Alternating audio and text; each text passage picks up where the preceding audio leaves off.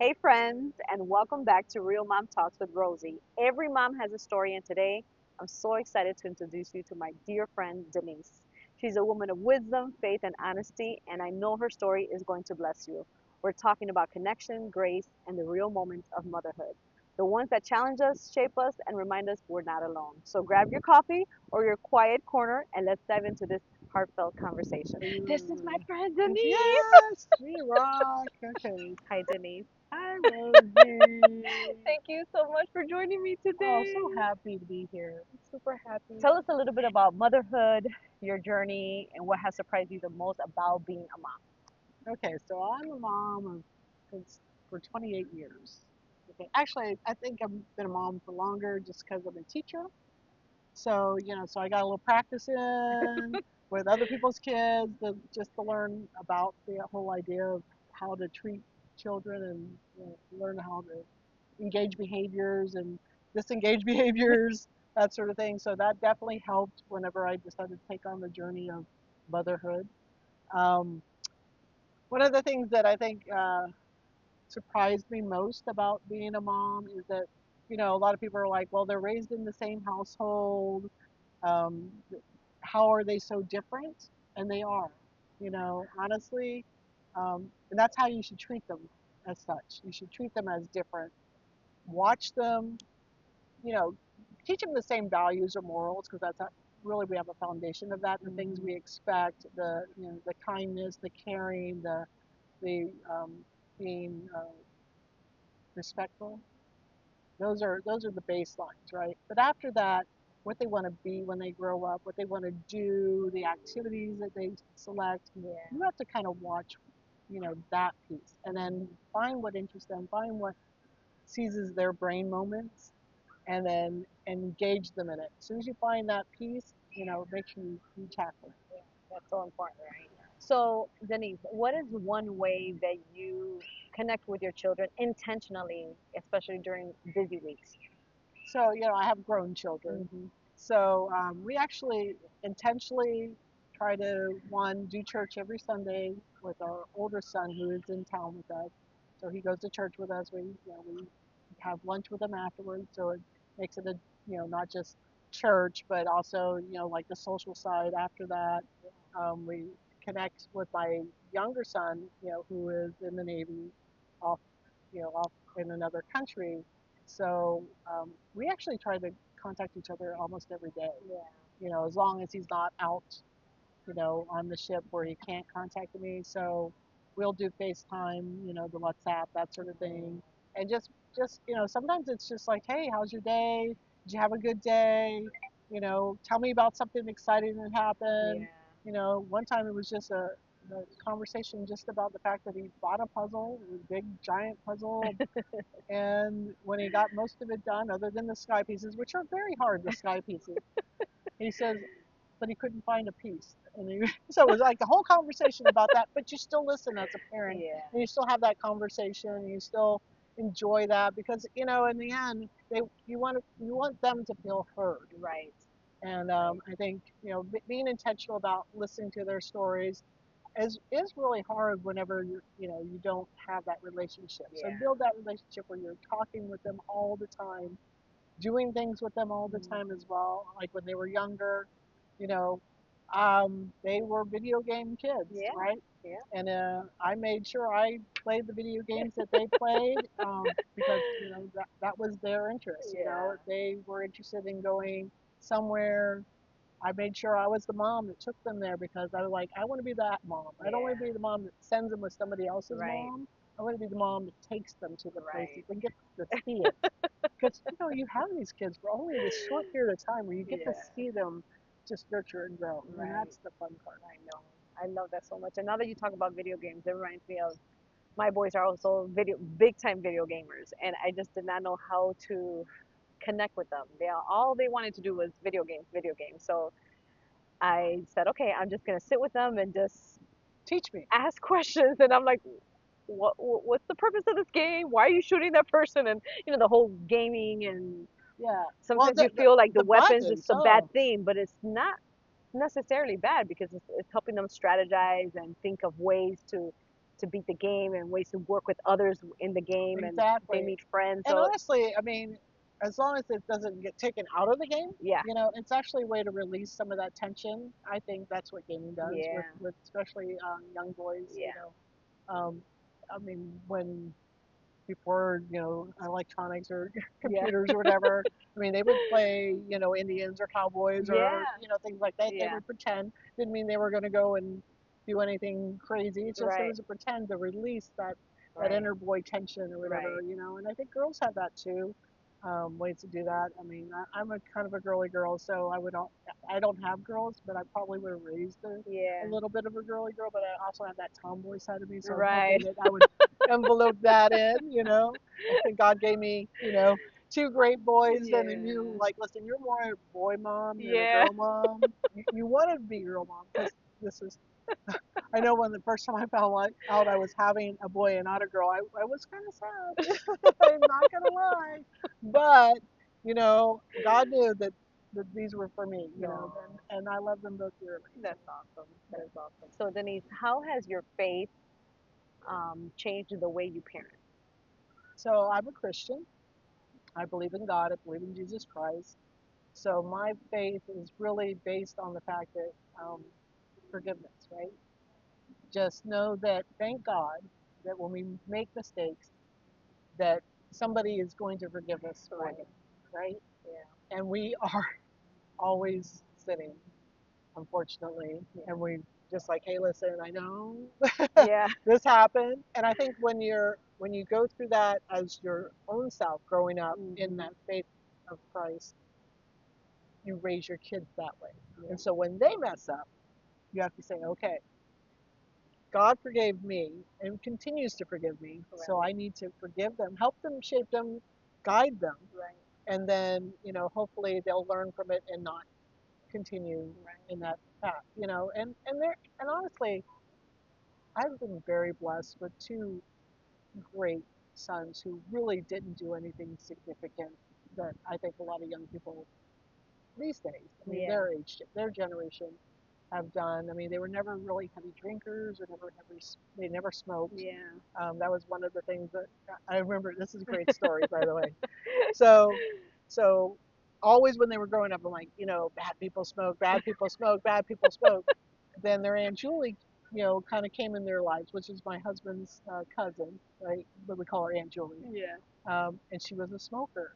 And I had to deal with that, right? Because suddenly Aunt Julie, who I wanted them to love, was a Wow. bad person in their eyes because she was a smoker, and I had to kind of fix that. Mm. So sometimes we develop these little ideals to help them develop ideals, and then Yes. you have to kind of like, okay, I gotta power that down. Another great story. I got another one. So, when my like Logan was always my younger one was a little more carefree than the older one. Oh, was very into academics and doing everything right and everything. Never would stray. Yeah. Logan was a little more freewheeling, right? Yeah. So kindergarten, and so he was at a Christian school at the time, a really hard-nosed Christian school. I won't name names. Um, so um, So he was never bad in the classroom. So he was always doing the things right in the classroom. But it was like he wouldn't walk in the straight lines to lunch, or he would talk during lunch, or things like that, right? Yeah. So, which I'm like, really, is that really a bad thing? Yeah. But so, it's the rules, right? So the teacher let me know. We had the parent conference, right? We had this great parent conference. I'm like, okay, he's doing great academically, but Logan this, right? Like, okay, so listen, I got you. Just let me know. I said I will let him know that if he does not do whatever the rule was that he was breaking, he cannot trick or treat. I want you to know this. Yeah. I tell this to the teacher in all honesty to let her know, help him. Yeah. Yeah. Because Halloween's right around the corner, Yeah. buddy, and Yeah. kids love Halloween. Yes. Don't let him falter, and that way you're going to help him do the right thing by helping him. Right. So this teacher thought by helping him was to let me know that he didn't do the right thing, right? So at that point, I've already told my son he can't trick or treat, right? But the older son, the straight laced one, Yeah. can, right? So here we are. I bought the cutest costume for the younger one. It was going to be Dash, right? And the older one, I forget what he was. He was something else. I don't remember the exact thing he was. And so he couldn't wear the Dash costume. We took the older one trick or treating with the younger one. So the younger one's not in a costume. Oh, I know the things you got to follow through as a parent, right?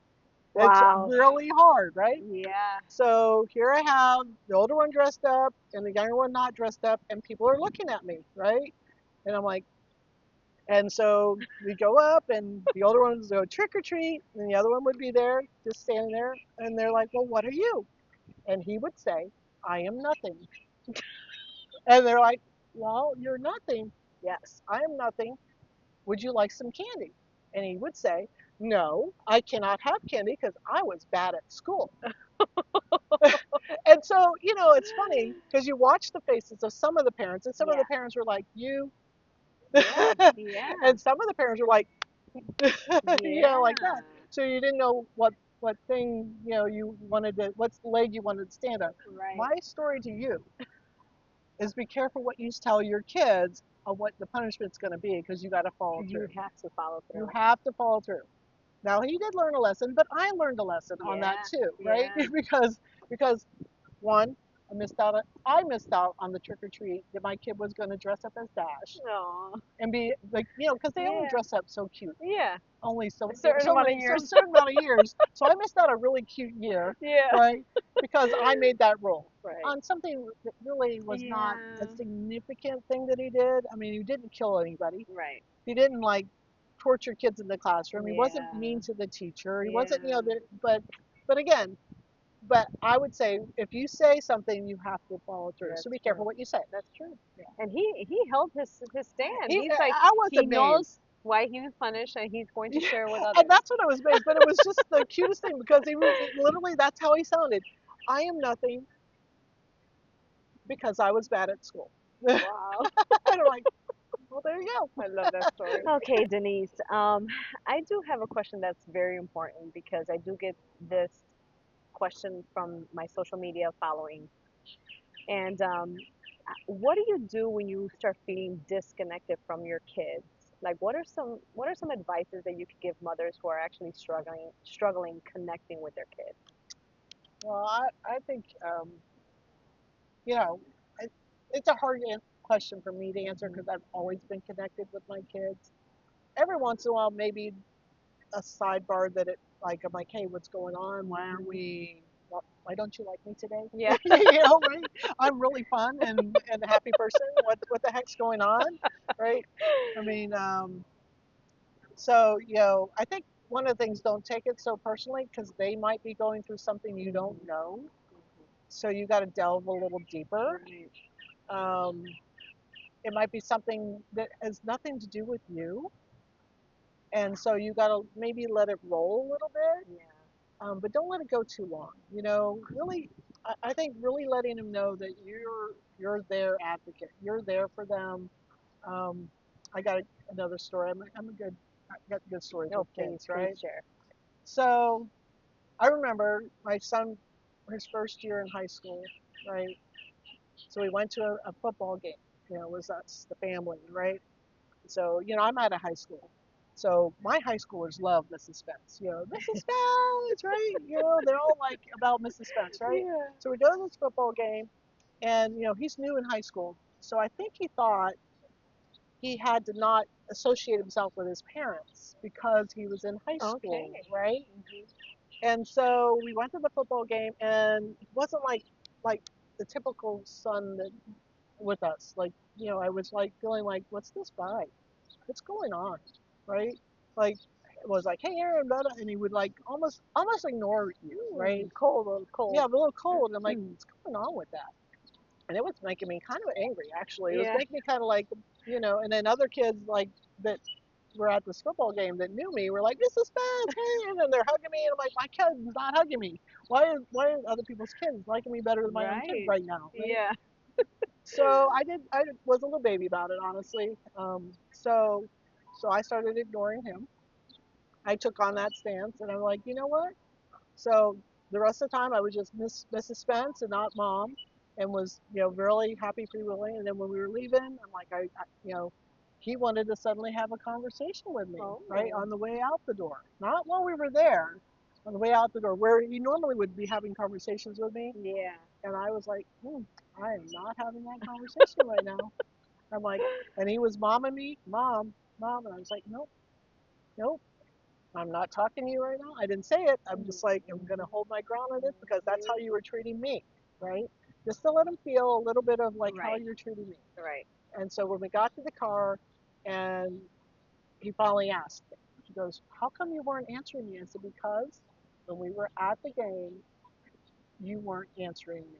You weren't respecting me. You weren't feeling, being my friend at Right.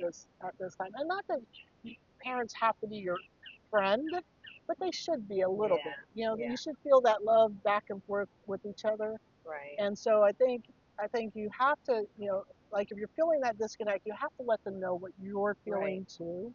Like, hey, listen, I'm feeling like we're not jiving right now. I'm feeling like something you're doing right now is not connecting Yeah. with what I'm feeling. I'm feeling like you don't like me. Right. What's going on? And then they might share with you, or they might say not now. Yeah. And then you say, listen, when you're ready, please share with me because I care. I Yeah. really love you. Yeah. That's the number one. Yeah. And that's so important to make sure we tell our kids, Oh, all I the love time. you no matter what, no Yeah. matter if you mess up, I'm still going to be here for you. Oh yeah. During your victories, I'm still going to be here for you. But it's important for them to know that your mom, no one will ever take your place. Yes. That's why our responsibility is so important. Our roles as mothers are so Our role is important. essential. Yeah. I'm Yeah. always so sad when people can't have a mom Yeah. in their life. Yeah. And in the Um, world that we come from, working in public education, we know a lot of kids who don't have moms. So oh yeah, we we're, become the mom. we become the mom Yeah, and I the have a lot of kids counselors. that And call me mom, I actually, know. Yeah. which is really fun. Hey Yeah. mom, that Yeah. sort of thing. And I'm like, yes, that's Yeah. me. Yeah. That's So yeah, I love a that. good one too. That is a good one. Yeah. Okay. So Denise, if you could go back and give your young mom an advice, what would that be? Okay, so if I could go back and give myself some advice, I would probably do a little bit more with my kids and I mean, I do a lot with my kids. And Hmm. I think it's more like I think I was too worried about making sure they were so perfect, Yeah. especially with the first one. And he was really perfect, Yeah. honestly, which I think now he's a little stiff because of it. Yeah. Sorry. I hope you don't watch this. Um, Only mothers will watch One this. other ones, It's yeah, okay. right. But I think Yeah. so I think I think I raised like where he's like, okay, I've got to follow these rules. I got to be this. I Yeah. can't pray from them. And then when I had the second one, I decided to kind of change that a little bit. And Hmm. so it's obvious in the personality change, right? Yeah. But I think it's just like, live in the moment with them sometimes.